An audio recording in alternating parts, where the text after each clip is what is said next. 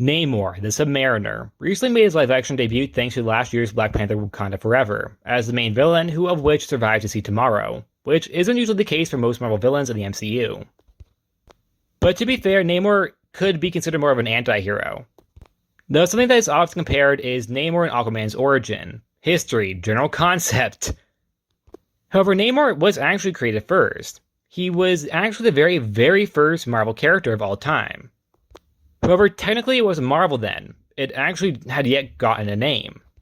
It wouldn't be called Timely until 1941, with Namor first appearing in 1939, in Motion Picture Funnies Weekly #1. Namor was named after the strong male named Roman, which turned backwards is Namor. I can't unsee that now. Now, Namor in his very first appearance, his origin will be revealed as to what is known as today, that being exactly what Aquaman is today. That being, he is the son of a human man and an Atlantean princess. I mean, that's different. Atlanna was a queen. Okay, that's very, very slightly different. In all honesty, I love both Namor and Aquaman. Even though, yes, they have some similarities in their origin, they actually are very different in personality. Namor definitely swings more anti-hero. I mean, yes, in his first appearance, he was depicted as being far more heroic. But I do think the characters being very different in personality-wise definitely makes them very distinct. Even, yes, they have similar origins, concepts, just general backgrounds, powers, speedos. It wouldn't be until the 60s in his Fantastic Four days where he'd be shown more antagonistic, along with his crush on Sue Storm, aka the Invisible Woman, or technically Invisible Girl at that point, which she also had one back on him. Don't believe me? Go read any of his 60 appearances. It wasn't just a one-way thing, despite how many remember it as. The character very much jumped between being a hero and a villain. I wouldn't even say anti-hero, I would say straight-up hero or straight-up villain.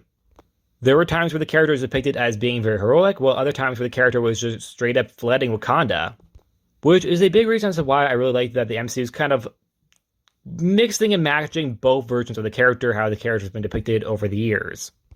Kind of muddling them all together, rather than being just a straight-up villain or a straight-up hero. Namor, like I said, had been brought into live action last year in Black Panther Wakanda Forever, as well as having the character being depicted as being a Latino man, something that in the comics wasn't ever explored, with some artists saying that the character is Asian, while others say he's Caucasian.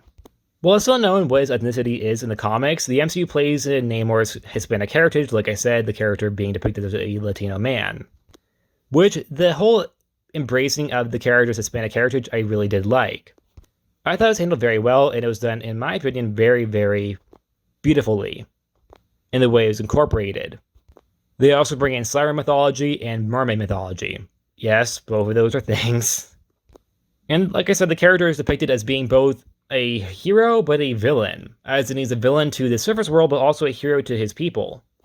It's very interesting with the politics involved in that character, risation of Namor, because it makes him no longer just black and white but very much three-dimensional. Which he very much can be in the comics, but sometimes the character does skew in ways of just being straight up a villain or straight up a hero. And that's it. Like always, please like, subscribe, and I'll see you guys next time. Bye!